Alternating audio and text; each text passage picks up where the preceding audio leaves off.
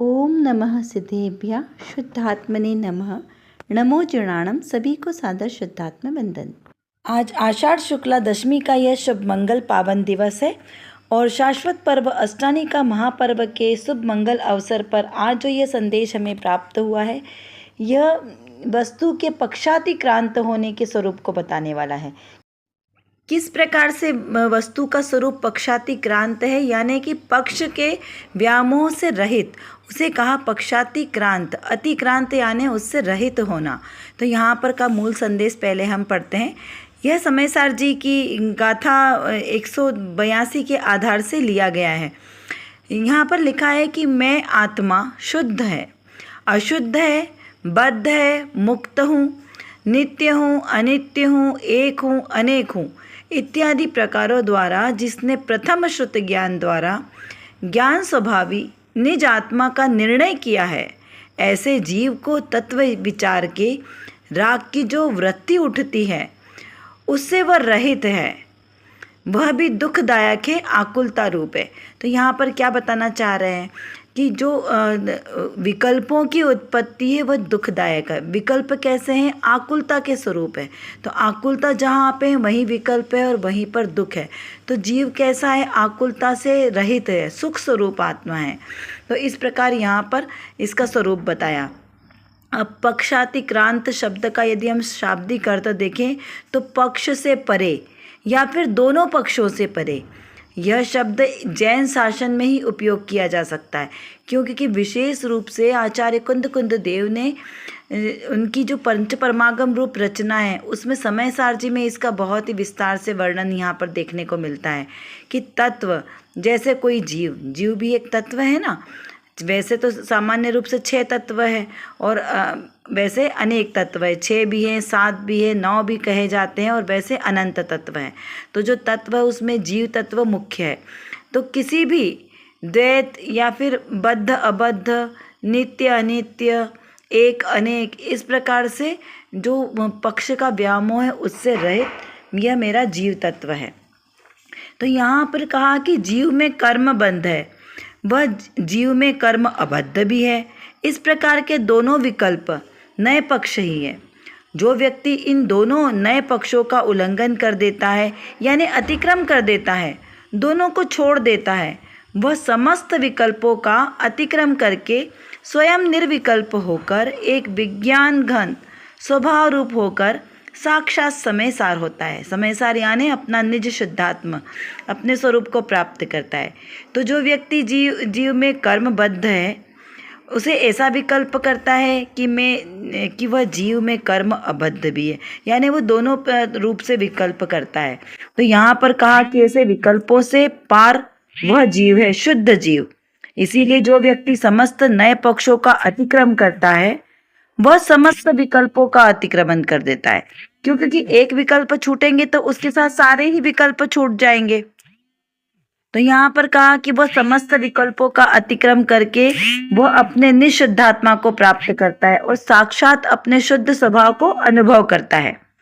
ऐसी ये बहुत ही सुंदर चर्चा जो समयसार जी ने उद्धत की गई है, वहां पर बहुत सारे उदाहरणों के साथ इसे समझाया गया है कि इसमें न्याय और प्रमाण दोनों के पक्षों का निषेध किया गया है और कहा गया है कि वस्तु नयातीत ही नहीं प्रमाणातीत भी है। क्या कहा? वस्तु नयातीत ही नहीं प्रमाणातीत भी है।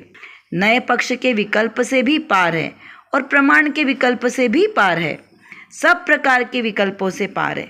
इस प्रकार हम देखते हैं जो आचार्य अमृतचंद आचार्य ने आत्मख्याति टीका लिखी, उसमें भी इसको बहुत ही सुंदर तरीके से वर्णित किया गया है।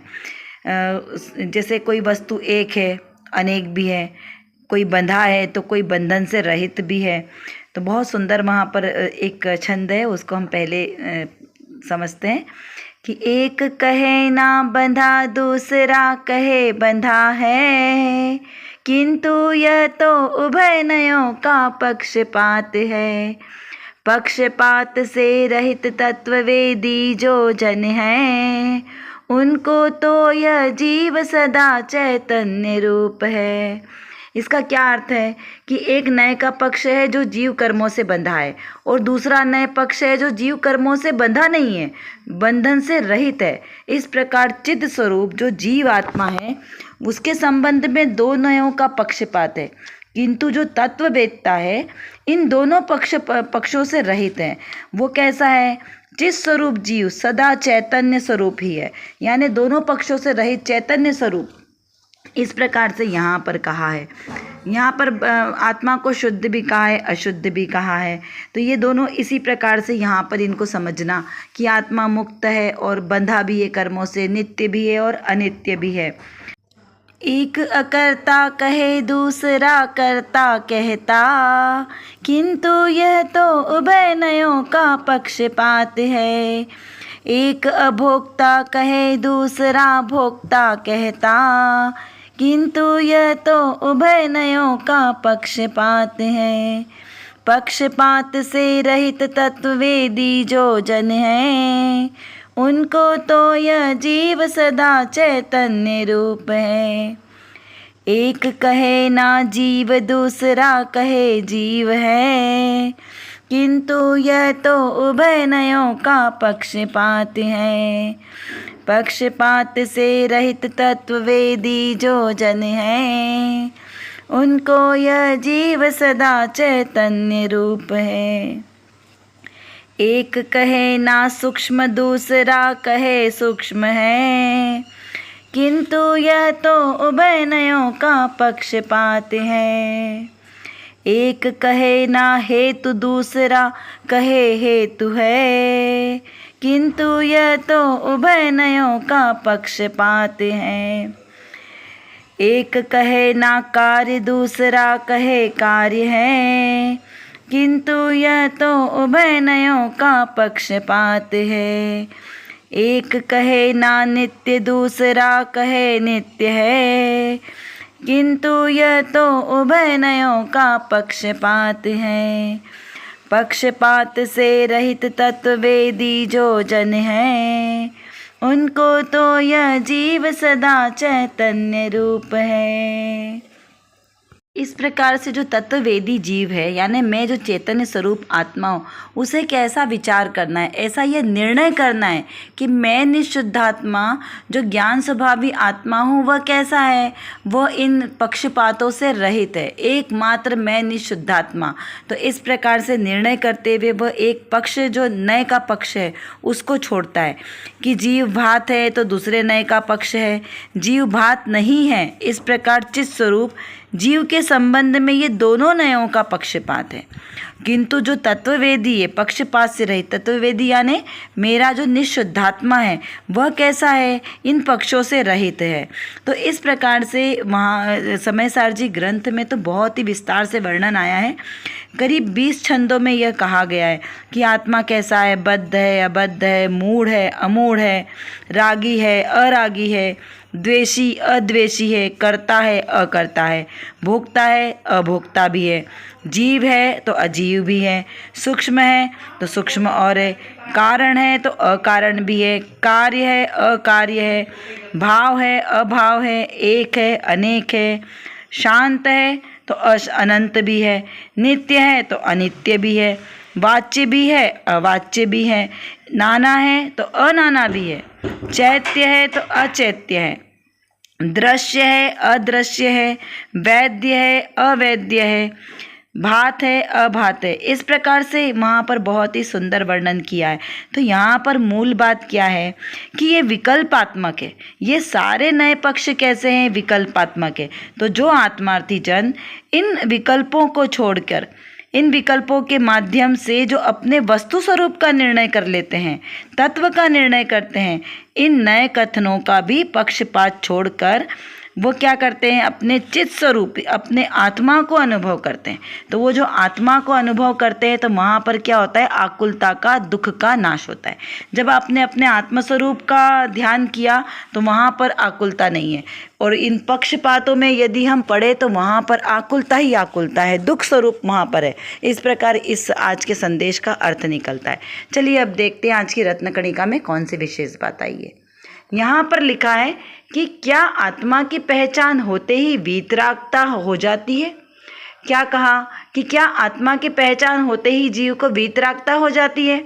तो उसका समाधान करते हुए यहाँ पे कहा कि श्रद्धा अपेक्षा तो वीतराग है।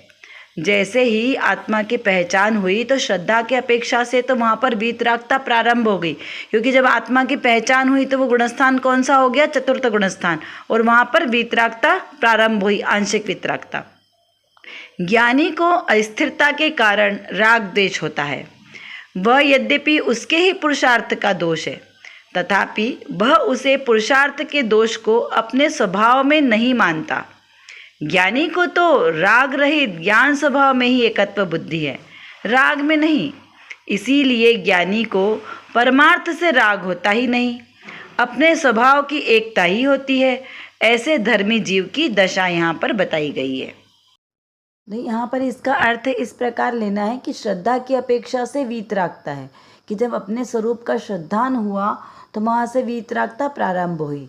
तो ऐसे ही ज्ञानी को अस्थिरता के कारण राग द्वेष होता है, क्योंकि उसको श्रद्धान पक्का नहीं है। तो जब तक श्रद्धान पक्का नहीं होगा तब तक वहाँ पर वीतरागता नहीं होगी। यहाँ पर कहा कि श्रद्धान ही सम्यक्त्व है। तो सम्यक दर्शन का सबसे पहला शर्त क्या है? कि श्रद्धान पक्का होना चाहिए। और जब श्रद्धान पक्का नहीं होगा तो वहाँ पर राग द्वेष भावों की उत्पत्ति होगी, और जब राग द्वेष भावों की उत्पत्ति होगी तो फिर ये तो दोष है सम्यक्त्व में, तो इसलिए वहाँ पर उसको सच्चा पुरुषार्थ भी नहीं होगा।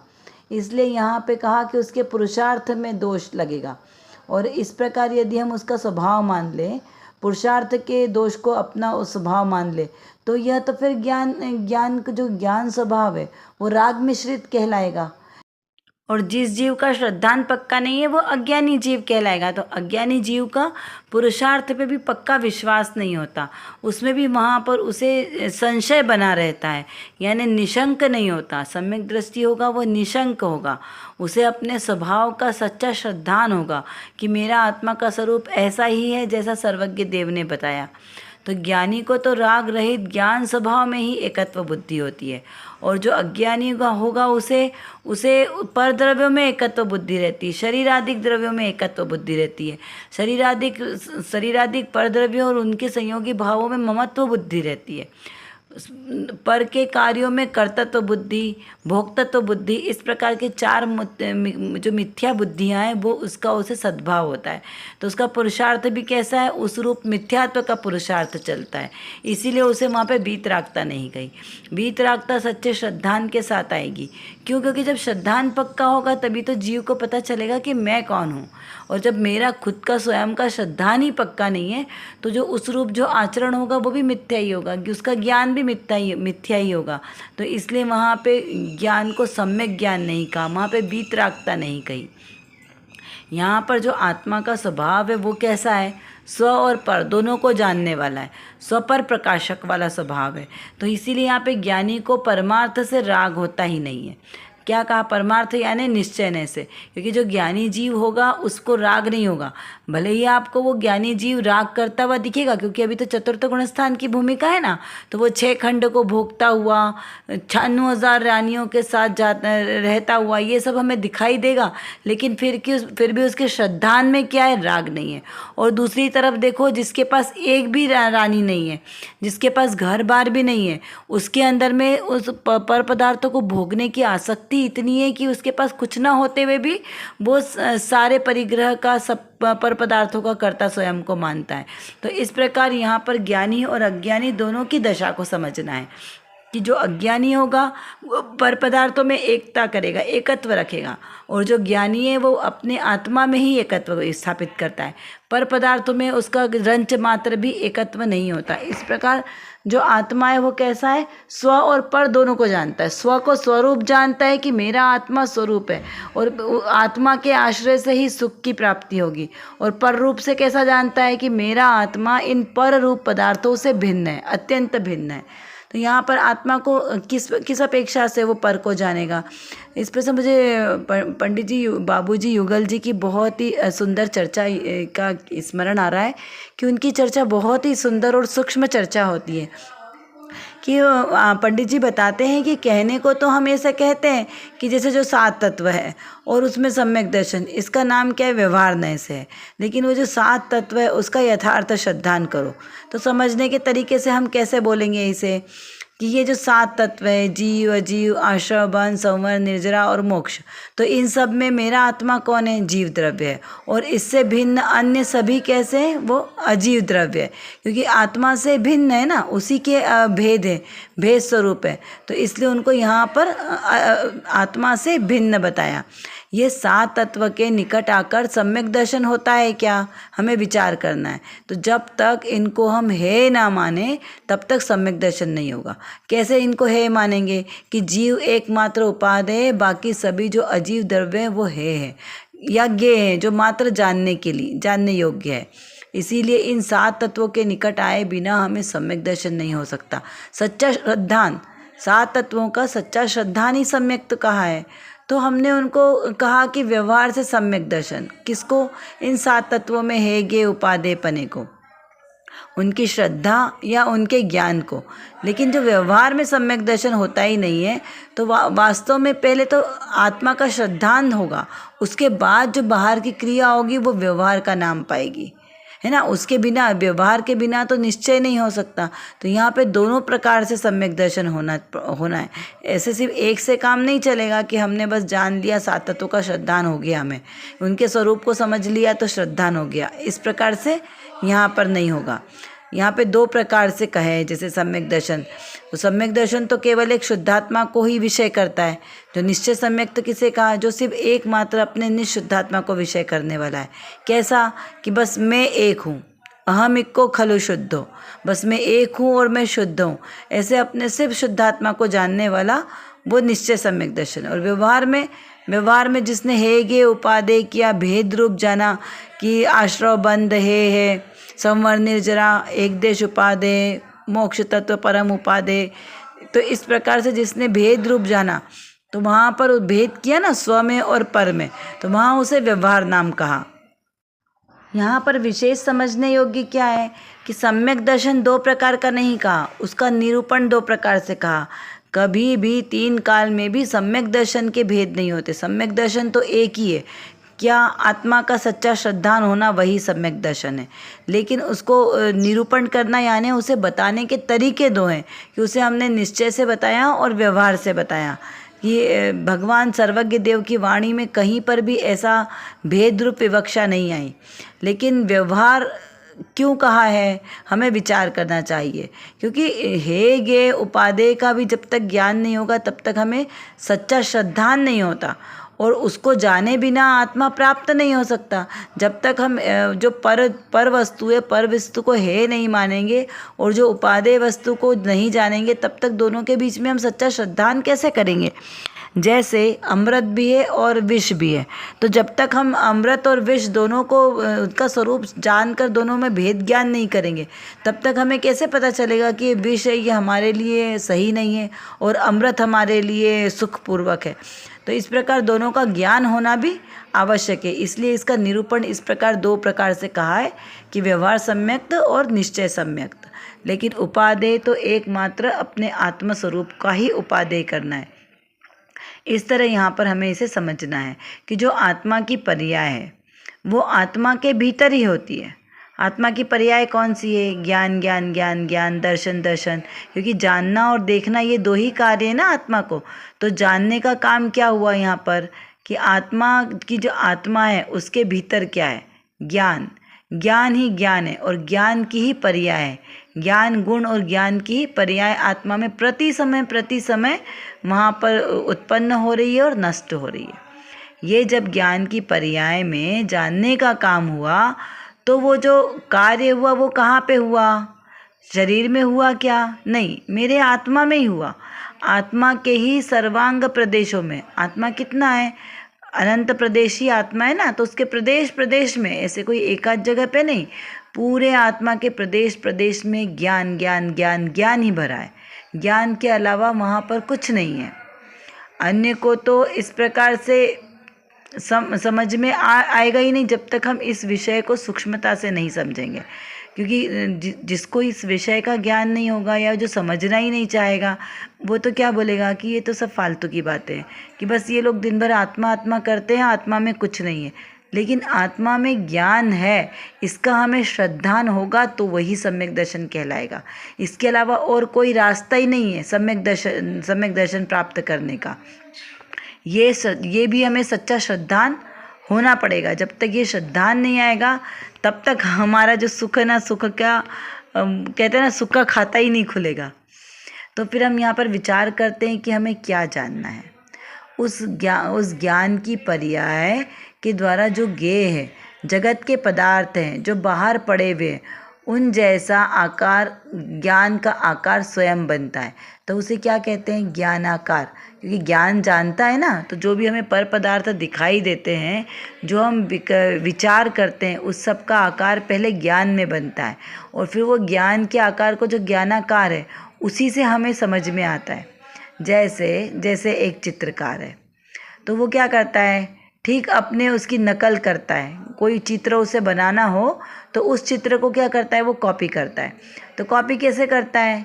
उसको कॉपी किए बिना क्या वो स्वयं उसके भीतर अपनी शक्ति से, ज्ञान शक्ति से उन सब प्रकार के चित्रों को स्वयं बनाता है क्या? नहीं। तो अर्थात उसके जो द्रव्य गुण पर्याय जैसा वो सारा का सारा अपने भीतर में एक चित्र बनाता है। जैसे चित्रकार कॉपी करता है ना, वैसा ही मेरा आत्मा है, अपने ज्ञान में उन सभी पदार्थों का एक चित्र बनाता है द्रव्य गुण पर्याय सहित, और उसका जो प्रतिबिंब है, उसका जो उसको आभास होता है, वो झलकन, उसे वो सचमुच जो अपने ज्ञान में उसको क्या कहते हैं ना, ज्ञान में वो प्रतिभासित होता है, ज्ञान में जानने में आता है। जैसे दर्पण में कोई वस्तु देखी तो उसका प्रतिबिंब झलकता है ना, तो एज इट इज़ उसके अंदर कोई वस्तु तो गई नहीं है, लेकिन क्या है, वो वस्तु उसके अंदर झलक रही है। तो उस झलकन को वो वहाँ सिर्फ झलकाता है, वो उसके अंदर प्रवेश नहीं करता। ऐसा ही जो मेरा ज्ञान स्वभाव है, इसमें जितने भी ज्ञेय प्रतिबिंब है वो सब ऐसे झलकन मात्र झलकते हैं, उसके अंदर प्रवेश नहीं करते, इसलिए वो मात्र उन ज्ञेय पदार्थों को जानता है। इसीलिए यहाँ ज्ञान के द्वारा जो भी वस्तु, जो भी पर्याय पैदा होती, जो भी जानने में आती है, वो सब कैसे हैं? दूसरा पदार्थ है। क्योंकि वो पर पदार्थ है ना, इसलिए यहाँ पे उनको कहा कि आत्मा पर पदार्थ को भी जानता है। क्योंकि स्व तो मेरा स्वयं का आत्मा ही है, जो स्वयं ही ज्ञान स्वभावी है, तो स्वयं को तो वो जानता ही है कि मैं ज्ञान स्वभावी हूँ।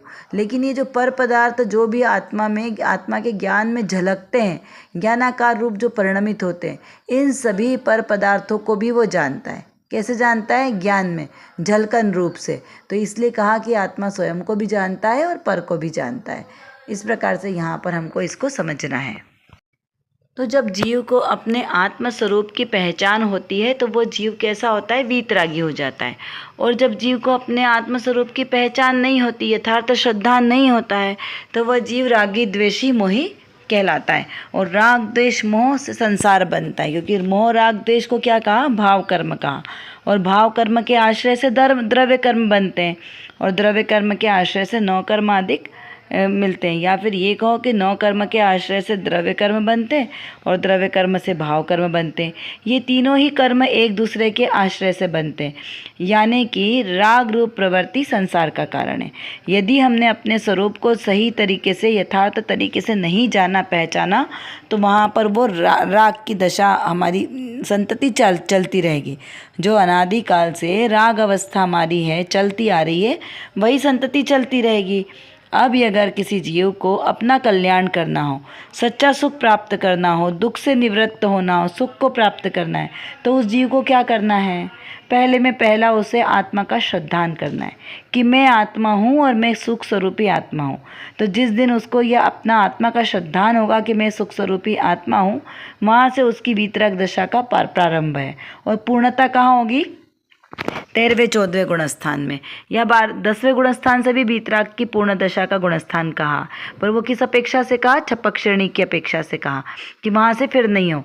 फिर 12वां गुणस्थान को पूर्ण वीतरागता का गुणस्थान कहा, क्योंकि वहाँ पर जीव का मरण नहीं होता और वहाँ से पूर्ण वीतरागता प्राप्त, मतलब वहाँ पे वीतरागता, पूर्ण वीतरागता आ जाती है। फिर 13वां और 14वां गुणस्थान, ये सारे वीतरागता के गुणस्थान हैं। लेकिन उस दशा में पहुँचने के लिए प्रथम कार्य क्या करना है? श्रद्धान पक्का करना है। तो हम भी अपना ऐसे अपने श्रद्धान को दृढ़ कर पाएँ कि मैं जीवात्मा हूँ, ऐसे अपने आत्मस्वरूप को जाने पहचाने और उसमें ही लीन रहें।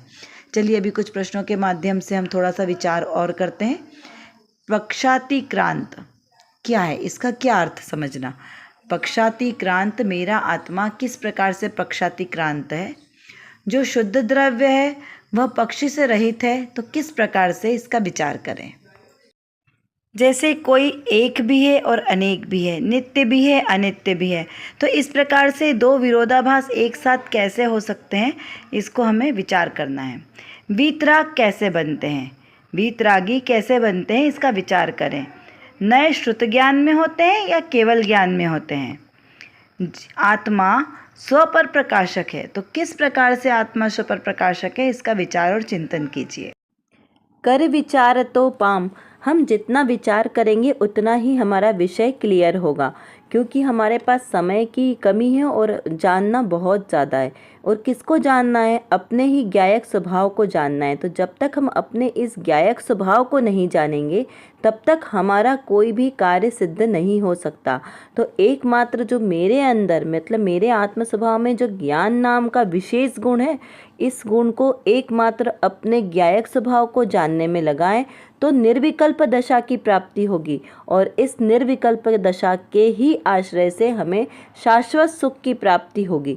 तो वो शाश्वत सुख हमें प्राप्त हो, इसीलिए पुरुषार्थ करना आवश्यक है। उसके लिए व्यवहार से तो सच्चे वीतरागी देवशास्त्र गुरु का आश्रय लेना योग्य है, और निश्चय नय से मेरी निज शुद्धात्मा का आश्रय लेना ही सर्वश्रेष्ठ उपाय है। अभी के लिए बस इतना ही। विशेष चर्चा हम आगे की कक्षाओं में करेंगे। तब तक हम अपने आत्मस्वरूप को जाने पहचाने और उसी में लीन रहें।